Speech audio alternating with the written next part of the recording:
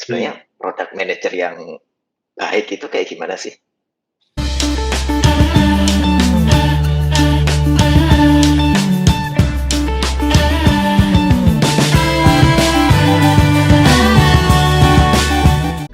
Product manager yang baik lah.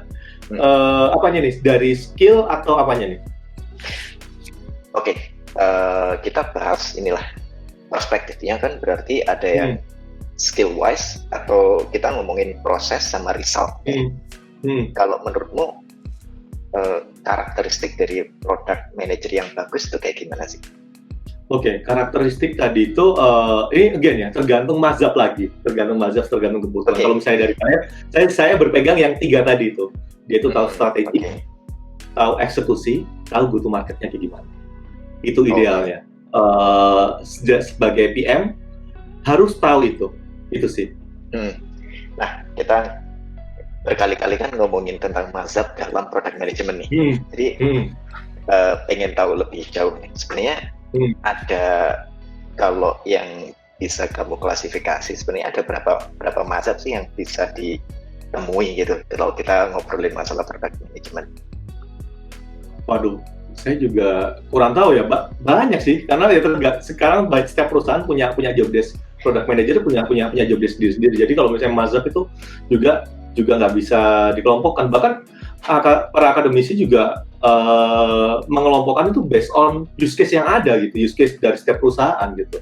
Jadi kalau misalnya aku baca XDR itu dia ada PM itu dibagi jadi 3. Kemudian kalau misalnya aku baca literatur yang lain juga beda lagi. Jadi kalau saya tanya mazhabnya ada berapa ya nggak ada sih. Jadi ya itu sih. Jadi ya saat ini standing point-nya dari saya itu saya megang mazhab the best company yang ada di sini, IT company yang ada di sini, which is Amazon sama Google. Gitu. I see, oke. Berarti lebih ke arah ini ya, lebih ke arah si company yang udah established ini, mereka mengarahnya itu seperti apa sih? Jadi kamu kiblatnya, kalau kita ngomongin kiblat ya berarti ya lebih ke arah kiblat. Iya. Kiblatnya adalah Amazon sama Google gitu ya. Tergantung kebutuhan company-nya juga sih Mas. Jadi company-nya lagi butuh apa, misalnya butuh ya kayak misalnya IT konsultan gitu. IT konsultan product manager ya most likely ya pasti kalau aku bisa bilang 70% di technical gitu. Karena bagian needs, bagian go to market kan ya dari kliennya kan, nggak bisa dipaksain gitu. Siapa lo gitu. Betul. Nah, beranjak dari situ nih. Kan kita tadi coba ngedefinisin product manager yang bagus kayak gimana gitu. Terus kembali lagi untuk mencapai itu, jadi product manager yang tahu strategic value-nya kayak gimana, terus kemudian eksekusinya kayak gimana, terus go to market-nya kayak gimana. Skill-skill apa aja sih yang harus ada dalam seorang product manager itu? Baik ini soft skill maupun hard skill-nya. Oke, jadi menarik. Dari product manager itu harus seimbang antara hard skill sama soft skill-nya. Jadi secara hard skill, kenapa aku bilang hard skill-nya itu harus ada dan soft skill-nya harus ada. Kalau misalnya dia itu cuma hard skill doang, nggak punya soft skill, dia nggak bisa ngekomunikasinya dengan baik. Gitu. Sebaliknya kalau dia soft skill aja, nggak ada hard skill ya, dia cuma ngomong dan nggak ada bukti. Karena as a product manager, ini bercanda di kita ya, bercandaan di kala kita itu bahwa kita cuma percaya 2 product manager itu, data sama Tuhan. Jadi kamu debat apapun, kamu punya datanya enggak? Kalau kamu punya datanya ya kita nggak bakal setuju dengan itu gitu. Kalau kamu punya datanya, punya evidence-nya, we will go it gitu lah. Sekarang hard skill apa soft skill yang dibutuhin as a product manager lah. Pertama, hard skill yang perlu ada adalah framework thinking. Framework thinking, boleh dielaborate nggak itu? Nah, ini menarik. Ini gini, framework thinking adalah bagaimana kita melihat kompleksitas problem. Ini biasanya product manager kompleksitas problem kita kelompokin. Jadi kita paling gampang itu adalah framework thinking important, not important, urgent not urgent. Itu framework thinking paling gampang kan. Jadi untuk memprioritaskan gitu, karena as a product manager feedback, apalagi yang B2C ya, feedbacknya kan pasti banyak tuh. Jadi menentukan feedback mana yang paling relevan, ya harus pakai itu gitu. As a product manager harus tahu nih, ini paling gampang harus tahu misalnya urgent not urgent, important not important gitu. Jadi kalau misalnya dia itu dapat feedback, oh ini feedback ini urgent nggak? Oh ternyata dia itu urgent. Important nggak? Important. Oke, harus kita selesaikan saat ini juga. Gitu.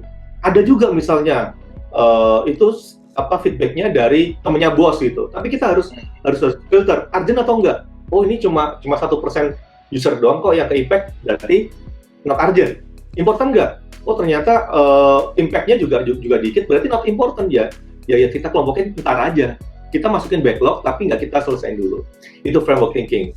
Yang kedua itu adalah tech and business knowledge. Jadi harus tahu gitu. Kenapa harus tahu business knowledge tadi untuk strategic dan go to market? Tech itu untuk eksekusinya. Jadi supaya tahu harus keep update teknologi terbaru gitu. Jadi kalau misalnya saya kebetulan saya subscribe Medium dan ngefollow yang masalah tech. Jadi tahu nih sekarang trennya kemana sih teknologi gitu. Jadi supaya nggak ketinggalan gitu. Karena biasanya penyakitnya kita itu as a product manager, gimana sih supaya cepat tapi nggak ngomongin scalability-nya. Oke. Jadi teknologi yang paling bagus sekarang ini gitu, tapi nanti 2 tahun ke depan, 5 tahun ke depan teknologi yang paling oke itu apa gitu. Jadi ini yang harus kita tahu gitu. Itu. Kemudian yang ketiga, ini logic, algoritma sama logic. Mungkin ini orang IT paham lah ini. Algoritma sama logic. Ini penting as a simple, karena kenapa? Karena ya logic itu sangat dibutuhin untuk structuring permasalahan. Jadi salah satu kelebihan orang teknik yang masuk product manager daripada tim orang sosial, ini yang observasi saya ya, orang teknik itu lebih bisa nge-structuring, logiknya itu dapat. Jadi kalau misalnya nyeritain sesuatu itu urut gitu. Oke. Jadi A, B, C, D, E, jadi logiknya itu dapat gitu. Nah, kalau saya sosial itu biasanya dari A, C, E, jadi ya tipenya kayak gitu. Gitu. Kemudian yang selanjutnya yang keempat itu critical thinking atau data analysis. Ini yang penting. Jadi critical thinking, how, when, why, what itu paling penting. Jadi jangan sampai kita itu deliver sesuatu tapi kita sendiri masih ada keraguan. Gitu. Okay. Atau yang paling parah kalau misalnya itu adalah kita nggak ada keraguan, itu yang paling parah sebagai product manager. Karena kenapa? Saat nggak ada keraguan, ada 2 kemungkinan. Produkmu benar-benar perfect, atau kamu nggak tahu kalau ada masalah. I see. Oke. Kamu nggak tahu. Nah, jadi critical thinking itu penting buat apa?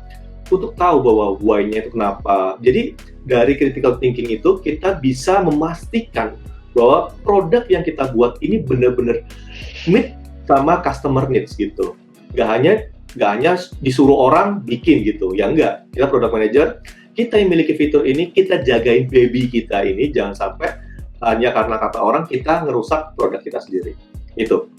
Kemudian selanjutnya itu adalah business process optimization. Jadi ini penting business process karena gimana kita bisa memotong kinerja-kinerja yang nggak penting. As a product manager kita kan sebagai leader tanpa gigi, leader tanpa taring lah di teman tim product design atau tim tech gitu. Jadi bagaimana kita sometimes itu ada pekerjaan yang nggak efisien kan lah. Itu yang perlu kita pikirin, bagaimana bikin SOP-nya agar bisa kerja end to end itu biar enak gitu lah. Dari soft skill itu pertama yang paling harus dikuatkan adalah self management. Nggak boleh baper sebagai product manager itu. Haram punya baper. Itu. Jadi karena kenapa? Product manager untuk mengimprove produknya ya, dari ngimprove produknya itu gimana? Dia harus dapat feedback. Kalau misalnya baperan, dapat feedback dikit baper ya produkmu ya nggak bakal bisa kemana-mana gitu. Dan juga aku ngomong bisnis proses tadi juga ya harus dapat feedback dari tim-tim yang lain. Kamu kok kurang efisien ya waktu nge-handle rapat gitu. Jadi self managementnya harus kuat. Oke, kalau misalnya kurang efisien, gimana caranya supaya lebih efisien? Jadi diobrolin. gitu. Jadi lebih ke orang yang proaktif daripada reaktif gitu. Kemudian yang kedua itu problem solving mindset. Jadi misalnya ada masalah nih, bukan nyari kambing hitamnya siapa, tapi gimana nge-solve-nya. Nanti masalah responsibility siapa itu entar dulu. Pokoknya kita problem solve, user kita senang, itu urusan siapa yang bertanggung jawab itu entar. Kemudian yang selanjutnya adalah communication. Jadi gimana communication nggak hanya masalah communication verbal ya, tapi juga written juga harus oke, presentasi juga oke gitu. Karena apalagi WFH gini gitu, written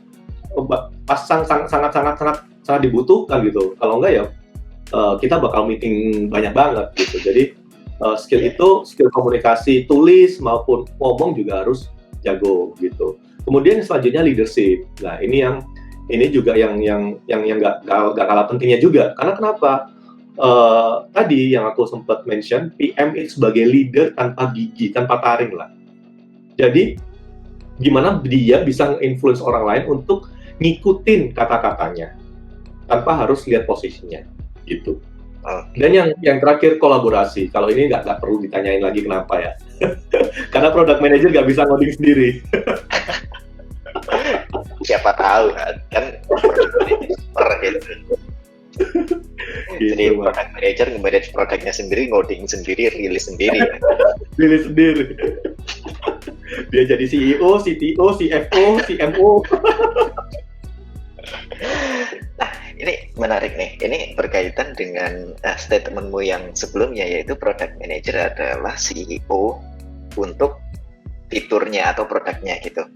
Ya.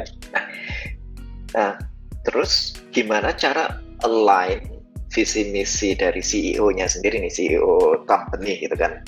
Pasti mereka kan punya visi misi tersendiri, terus kemudian punya arahan dari secara garis besar produk-produknya atau the whole company mereka mau bawa ke arah mana gitu.